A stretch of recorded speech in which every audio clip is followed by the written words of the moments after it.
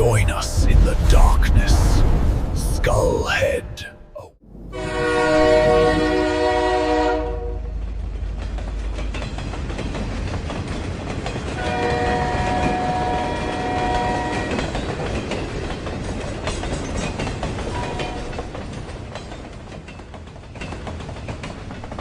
सुबह की पहली ट्रेन पकड़कर श्यामू शहर से निकल पड़ा। कई घंटे का सफर तय करने के बाद वो एक छोटे से रेलवे स्टेशन पर उतरा। स्टेशन लगभग सुनसान था। स्टेशन से बाहर निकलकर उसने एक रिक्शा किया जिसने उसे मुख्य सड़क तक छोड़ दिया। अब आगे का रास्ता उसे पैदल तय करना था। बस थोड़ा सा और, इतने साल इंतजार किया है, अब कुछ किलोमीटर और सही। मासी मुझे देखकर कितनी खुश होंगी, और कोमल पता नहीं अब कितनी बड़ी हो गई होगी, शायद मुझे पहचान भी ना पाए। धीरे धीरे शाम के करीब 7 बज चुके थे। चारों तरफ पहले खेत हवा के साथ झूम रहे थे, लेकिन जैसे जैसे श्यामू आगे बढ़ रहा था वैसे वैसे इंसानों की आवाजें कम होती जा रही थीं। अब केवल हवा की सरसराहट सुनाई दे रही थी। अचानक आसमान में काले बादल घिराए, ठंडी हवाएं चलने लगी, पेड़ों की डालियां जोर जोर से हिलने लगी। कुछ ही सेकंड बाद आकाश में तेज बिजली चमकी और देखते ही देखते मूसलाधार बारिश शुरू हो गई। अरे बाप रे, इतनी तेज बारिश! अभी तो मौसम बिल्कुल साफ था, ये अचानक क्या हो गया? अगर ऐसे ही भीगता रहा तो रात होने से पहले ही बीमार पड़ जाऊंगा। श्यामू दौड़कर सड़क किनारे खड़े एक पुराने बरगद के पेड़ के नीचे पहुंचा, लेकिन हवा इतनी तेज थी कि बारिश की बूंदें वहां भी उसे भिगो रही थीं। उसने अपना बैग सिर पर रखा और इधर उधर देखने लगा। तभी उसे कुछ दूरी पर एक पुराना जर्जर बस स्टॉप दिखाई दिया। वो तुरंत उसकी तरफ भागा।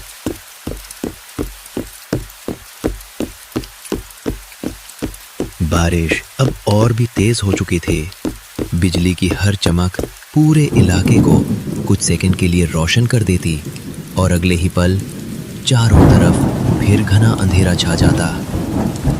लगता है आज किस्मत मेरा इम्तिहान लेने पर उतर आई है। मासी, बस थोड़ा इंतजार करना, मैं जरूर आऊंगा। इतने में उसे ऐसा लगा जैसे सड़क के दूसरी तरफ सफेद कपड़ों में कोई इंसान खड़ा उसे लगातार देख रहा हो। श्यामू ने आंखें मिचमिचाकर ध्यान से देखने की कोशिश की। कौन है वहां? अगर कोई है तो सामने आइए। कोई जवाब नहीं आया। उसी समय बिजली फिर चमकी, लेकिन इस बार वो साया गायब हो चुका था। शायद मेरा भ्रम होगा।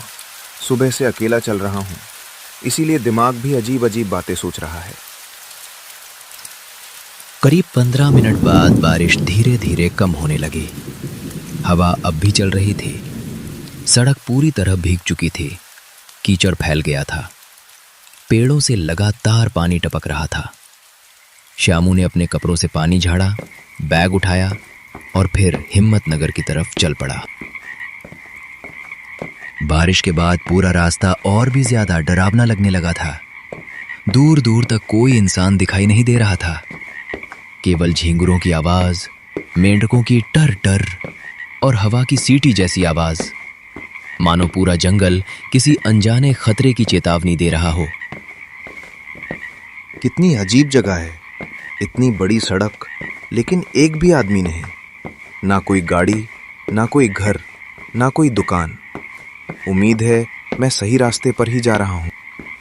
इसी सोच में डूबा श्यामू धीरे धीरे आगे बढ़ रहा था। तभी उसे काफी दूर एक रोशनी टिमटिमाती हुई दिखाई दी। अंधेरे के बीच वो रोशनी किसी उम्मीद की तरह चमक रही थी। श्यामू ने राहत की सांस ली। वो तेज कदमों से उस रोशनी की तरफ बढ़ने लगा। दूर दिखाई दे रही रोशनी अब धीरे धीरे साफ होने लगी। वो एक पुराना रिक्शा था। रिक्शे पर एक अधेड़ उम्र का आदमी बैठा था। उसके चेहरे पर थकान साफ दिखाई दे रही थी। बारिश की वजह से उसके कपड़े भीग चुके थे। श्यामू तेजी से उसके पास पहुंचा। भैया जरा सुनिए, क्या आप हिम्मतनगर चलेंगे? मुझे वहां जितनी जल्दी हो सके पहुंचना है। काफी देर से पैदल चल रहा हूं। अगर आप छोड़ दें तो बड़ी मेहरबानी होगी। तुमने कौन सा नाम लिया बेटा? हिम्मतनगर। वहीं मेरी मासी रहती हैं। कई साल बाद उनसे मिलने जा रहा हूं। रिक्शा वाले के चेहरे का रंग अचानक उड़ गया। उसने एक पल के लिए चारों तरफ देखा, जैसे कोई उनकी बातें सुन रहा हो। बेटा, इतनी रात में उस गांव का नाम भी मत लिया करो। क्यों, ऐसा क्या है वहां? तुम पहली बार जा रहे हो क्या? नहीं, बचपन में गया था, लेकिन बहुत साल हो गए। अब रास्ता भी ठीक से याद नहीं। तभी इसीलिए तुम्हें कुछ पता नहीं? मतलब? पिछले कई सालों से सूरज ढलने के बाद हिम्मतनगर जाने वाला हर आदमी वापस नहीं लौटता। अरे भैया, ये सब गांव वालों की अफवाहें होंगी। आजकल कौन भूत प्रेत पर यकीन करता है? मैं भी नहीं करता था, लेकिन अपनी आंखों से बहुत कुछ देखा है। क्या देखा आपने? एक बार रात में दो व्यापारी इसी रास्ते से गए थे। सुबह उनका बैलगाड़ी मिली, सारा सामान मिला, लेकिन दोनों आदमी आज तक नहीं मिले। श्यामू कुछ पल के लिए चुप हो गया, लेकिन उसने खुद को संभाल लिया। संयोग भी तो हो सकता है। जंगल होगा, जानवर होंगे, कुछ भी हो सकता है। काश बात इतनी आसान होती। और क्या हुआ था? एक स्कूल मास्टर भी गया था। सुबह लौट कर आया, लेकिन उसके बाल एक ही रात में पूरे सफेद हो चुके थे। वो बस एक ही बात दोहराता रहा। अंधेरा होने के बाद उस गांव में इंसान नहीं रहते। उसके बाद उसने कभी किसी से बात नहीं की। कुछ महीनों बाद उसकी मौत हो गई। फिर भी मुझे जाना पड़ेगा। मेरी मासी अकेली रहती हैं। इतने साल बाद आया हूं, वापस नहीं लौट सकता। नाम क्या है तुम्हारी मासी का? सरला देवी। और मौसा? रघुवीर प्रसाद। इतना सुनते ही रिक्शा वाला जैसे पत्थर का हो गया। उसकी आंखें फैल गईं। रघुवीर, सरला, तुम उनके रिश्तेदार हो? जी, मैं उनका भांजा हूं। क्यों, आप जानते हैं उन्हें? भैया, क्या हुआ? आप अचानक चुप क्यों हो गए? कुछ नहीं, बस तुम्हें आखिरी बार समझा रहा हूं। आज की रात मत जाओ। सुबह उजाला होते ही निकल जाना। अगर किस्मत अच्छी हुई तो तुम अपनी मासी से मिल भी लोगे। और अगर अभी चला गया तो शायद तुम्हें कोई पहचानने वाला भी नहीं बचेगा। मुझे माफ कीजिए भैया, लेकिन मैं वापस नहीं जा सकता। मुझे हर हाल में आज ही पहुंचना है। हिम्मत तो बहुत है तुम में। भगवान करे कल सुबह भी यही हिम्मत बची रहे। रिक्शा वाला धीरे धीरे अपना रिक्शा मोड़कर दूसरी दिशा में चला गया। श्यामू कुछ देर तक उसे जाता हुआ देखता रहा। बारिश के बाद सड़क पर फिर सन्नाटा छा गया। अब केवल हवा की आवाज सुनाई दे रही थी। श्यामू ने अपना बैग उठाया और अकेला हिम्मतनगर की ओर बढ़ गया। कुछ मिनट चलने के बाद उसे दूर अंधेरे में एक टिमटिमाती हुई पीली रोशनी दिखाई दी। वो एक छोटी सी चाय की दुकान थी, जहां उसका इंतजार कोई और कर रहा था।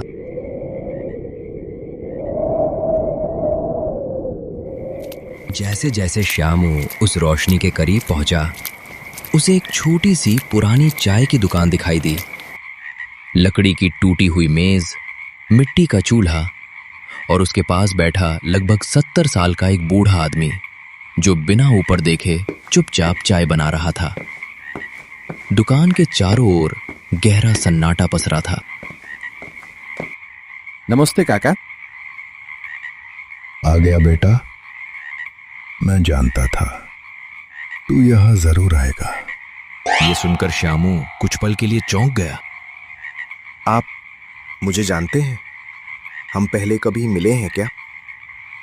इस रास्ते से गुजरने वाले हर मुसाफिर का चेहरा मैं पहचान लेता हूं।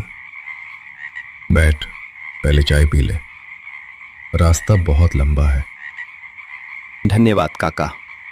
सच कहूं, सुबह से सफर कर रहा हूं, थक भी गया हूं। चाय वाले ने धीरे धीरे मिट्टी के कुल्हड़ में गर्म चाय भरकर श्यामू की तरफ बढ़ा दी। चाय से भाप उठ रही थी।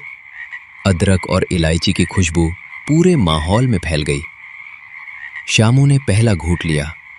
उसे लगा काफी देर बाद उसके शरीर में गर्माहट लौट रही है। कहाँ से आ रहे हो बेटा? शहर से।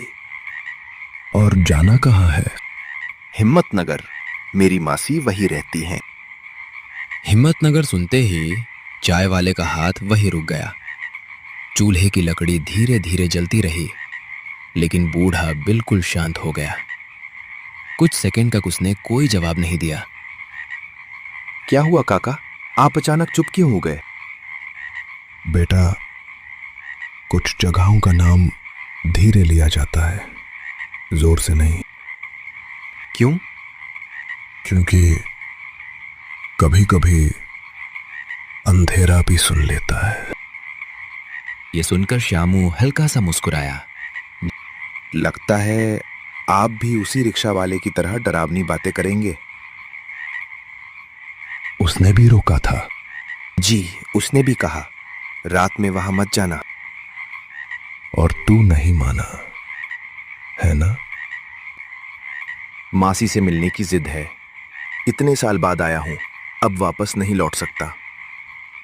रिश्ते निभाना अच्छी बात है, लेकिन हर रिश्ता समय के साथ वैसा नहीं रहता जैसा हम छोड़कर जाते हैं। मतलब? अगर जिसे तू ढूंढ रहा है वो वैसा ना निकले जैसा तू सोच रहा है, तब? काका, आप साफ साफ क्यों नहीं बताते? क्योंकि कुछ बातें अपने मुंह से कह देने पर सच हो जाती हैं।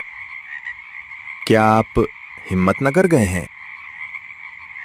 बहुत बार, लेकिन अब वर्षों से सूरज ढलने के बाद उस रास्ते की तरफ देखता तक नहीं। इतना कहकर चाय वाला उठा। उसने कांपते हाथ से दूर अंधेरे की तरफ इशारा किया। उस कच्चे रास्ते पर सीधे चलता जाना। बीच में एक पुराना पीपल आएगा, उसके बाद टूटा हुआ कुआं, फिर हिम्मतनगर। लेकिन एक बात गांठ बांध ले, अगर रास्ते में कोई तेरा नाम लेकर बुलाए तो पहली आवाज पर कभी पीछे मत मुड़ना। लेकिन नाम लेकर कौन बुलाएगा? यही तो कोई नहीं जानता। श्यामू कुछ पल तक बूढ़े की आंखों में देखता रहा। उन आंखों में डर भी था, दया भी, और जैसे कोई ऐसा राज जो वो बताना चाहता था लेकिन बता नहीं सकता था। श्यामू ने बैग उठाया, एक गहरी सांस ली और अंधेरे रास्ते की तरफ चल पड़ा। उसे बिल्कुल भी अंदाजा नहीं था कि कुछ ही देर बाद वो ऐसे इंसान से मिलने वाला है जिसे वो वर्षों से देखने की आस लगाए बैठा था।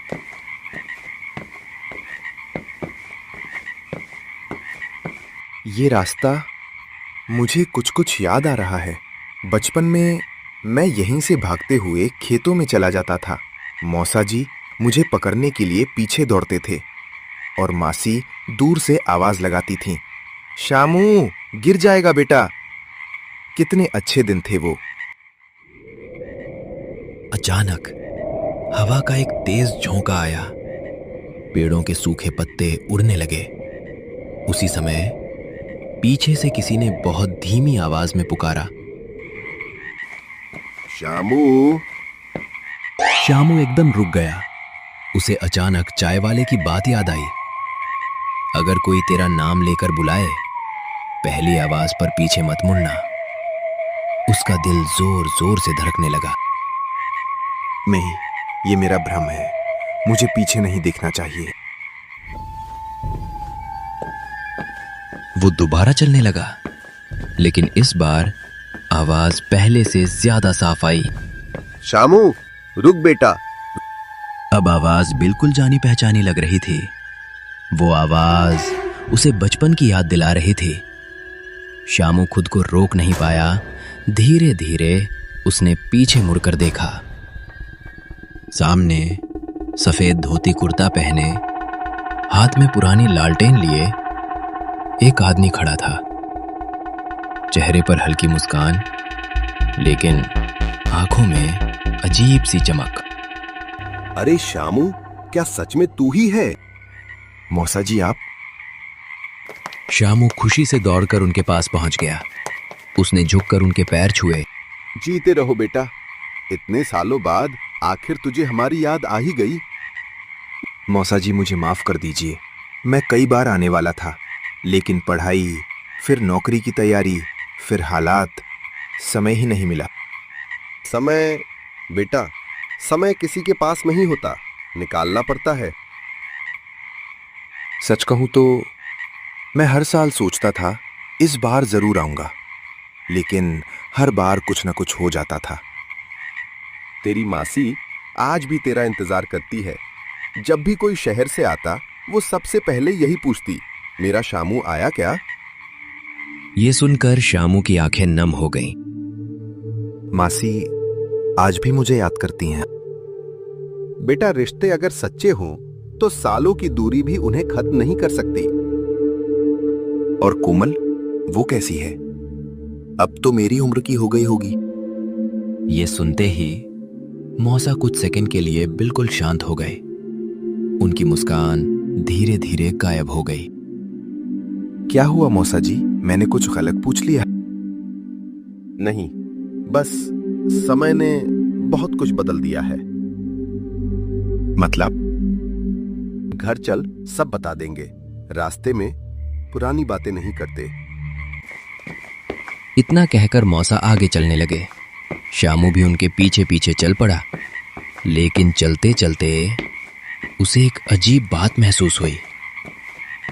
अरे ये क्या? मौसा जी की चाल जैसी पहले थी वैसी बिल्कुल नहीं है। ये इतने धीरे क्यों चल रहे हैं?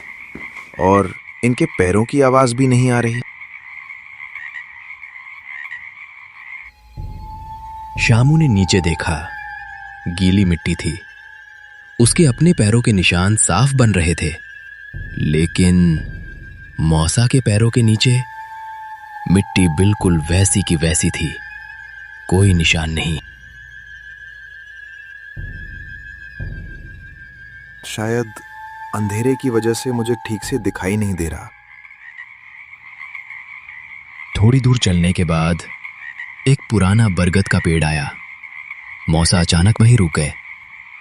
उन्होंने धीरे धीरे पीछे मुड़कर शामू की तरफ देखा। शामू, एक बात पूछूं? जी मौसा जी। अगर कोई अपना बहुत सालों तक तुम्हारा इंतजार करता रहे और तुम कभी वापस ना आओ, तो गलती किसकी होती है? मैं समझा नहीं। कुछ नहीं, चलो, घर बस सामने ही है। शामू ने एक बार फिर मौसा के चेहरे की तरफ देखा। उनकी मुस्कान वापस आ चुकी थी, लेकिन अब वो मुस्कान पहले जैसी अपनापन भरी नहीं लग रही थी। उसमें कुछ ऐसा था जिसे देखकर शामू के दिल में पहली बार हल्का सा डर पैदा हुआ। दोनों धीरे धीरे आगे बढ़े और कुछ ही मिनटों बाद एक पुराने जर्जर लेकिन कभी बेहद खूबसूरत रहे मकान के सामने पहुंच गए। मौसा ने दरवाजे की ओर देखते हुए जोर से आवाज लगाई, अरे सुनती हो? देखो तो कौन आया है। मौसा ने जैसे ही दरवाजे पर आवाज लगाई, पुराने लकड़ी के दरवाजे के पीछे से किसी के धीमे धीमे कदमों की आवाज आने लगी। दरवाजा धीरे धीरे चरमराया और सामने एक अधेड़ उम्र की महिला दिखाई दी। सफेद साड़ी, लेकिन आंखों में वही पुराना अपनापन। कुछ पल तक वो शामू को देखती ही रह गईं। मानो उन्हें अपनी आंखों पर विश्वास ही ना हो रहा हो। शामू, तू सच में तू है?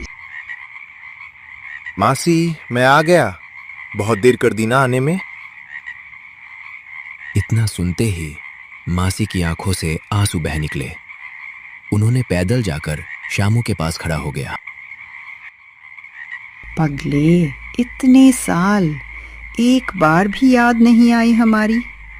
तुझे पता है, मैं हर त्योहार पर तेरे लिए अलग से खीर बनाती थी, फिर खुद ही रो देती थी कि पता नहीं मेरा शामू अब मुझे याद भी करता होगा या नहीं।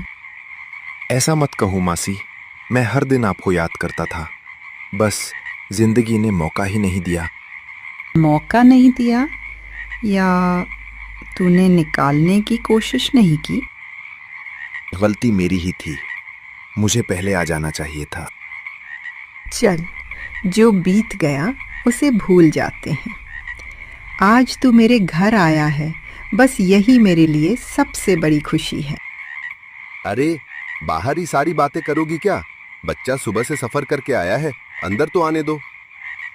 अरे हाँ, मैं भी ना। आ बेटा, घर में आ।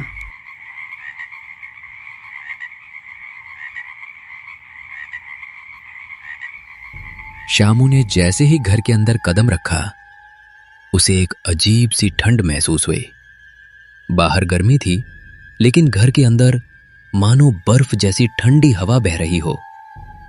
दीवारों पर पुराने फोटो टंगे हुए थे। कुछ तस्वीरों पर धूल जमी हुई थी, कुछ तस्वीरें टेढ़ी लटक रही थीं। एक कोने में पुरानी घड़ी टिक टिक कर रही थी, लेकिन उसकी सुइयां चल नहीं रही थी।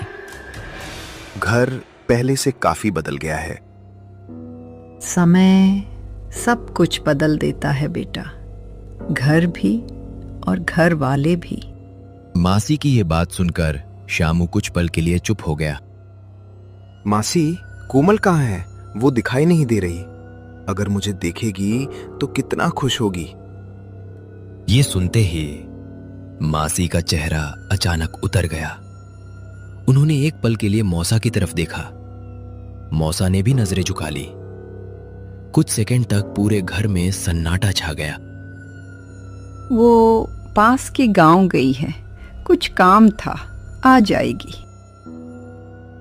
अच्छा, कोई बात नहीं, मैं सुबह मिल लूंगा। तभी मौसा ने तुरंत बात बदल दी। पहले हाथ मुंह धो ले, इतना लंबा सफर किया है, फिर आराम से बैठकर बातें करेंगे। जी मौसा जी। तभी शामू उठकर आंगन में बने पुराने हैंडपंप के पास गया। उसने पानी निकालना शुरू किया, लेकिन हैंडपंप से पानी की जगह कुछ काला सा गाढ़ा पानी निकलने लगा।